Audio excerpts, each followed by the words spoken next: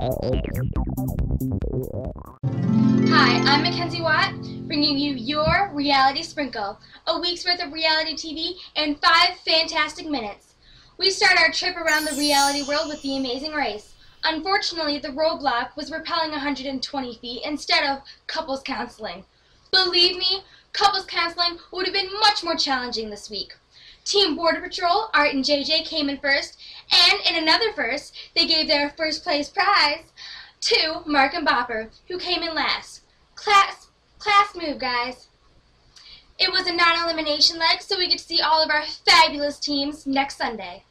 Sunday night is also the Celebrity Apprentice, and this week they were hawking the Buick Verano. Let's face it, there was nothing funny about the Celebrity Apprentice this week. Not even Adam Carolla's humor went over well. In the end, Team Forte lost, and in a twist this week, 2 men were fired. Adam Carolla and Michael Andretti. Let the battle begin on The Voice on Monday night. The rounds included Divas, an Edward Scissorhand moment, and the ghost of Janis Joplin. Half of them stayed, half of them went home. Come back next week when I tell you exactly the same thing. We're weighing in Tuesday night with The Biggest Loser. On The Biggest Loser, teams are no more. Now you have to carry your own weight or fall victim to the yellow line. Just because there aren't any teams doesn't mean there aren't any alliances. Emily and Kinley fell below the yellow line, and Emily was already a target of the Guys / Conda alliance. So naturally, Emily went home.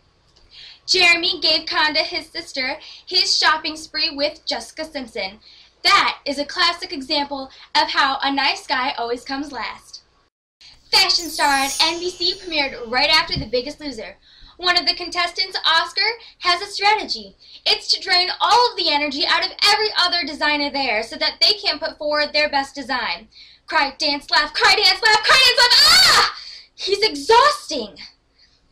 Designer Nicholas offended 3/4 of the mentors and the buyers by commenting on how he thinks a woman can't do well in the fashion business. Do you think maybe that's why he went home? I don't know. Moving on to Wednesday night. Hey guys, we're halfway through the week already. On America's Next Top Model, we show that they're not just pretty faces. They are business savvy too. Louise, however, couldn't take some criticism. And Louise, I have some advice for you. No one likes a quitter. Shame on you. Walking out on the biggest opportunity of your life, that's disgusting. If you haven't watched Sci-Fi's Face Off, check it out. It's about creating those crazy movie characters that you love to see and the people who create them. This year's up-and-coming makeup artist winner was Race Bird. He's a father of 4 and a former tattoo artist, but he changed his life by winning the Face Off this season. Congratulations, Race! American Idol producers either pull the hoax or they are the dumbest production management on television right now. They had 6 months to check out Jermaine's background, and they featured him on the show for a month. And suddenly, just now they're coming out with all of this stuff? Way to drop the ball, guys! Oh, yeah, and people sang on American Idol, too. Survivor One World is now 2 worlds. Or one world with a satellite moon. Anyways, the teams were now shaken up, but somehow Colton managed to maintain his Queen Bee status on his new tribe. He also, for the 2nd week in a row, managed to cripple his tribe in the worst way possible. Colton's no supervillain, guys. He's just a brat who's lazy.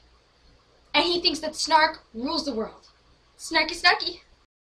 This week on The Bachelors, after the final rose, Ben gave Courtney her ring again. Seriously, guys, this engagement is going to last less than their 15 minutes of fame. Okay, so here's the idea. Let's take Colton, transplant him onto RuPaul's Drag Race, and watch them crush him like a bug.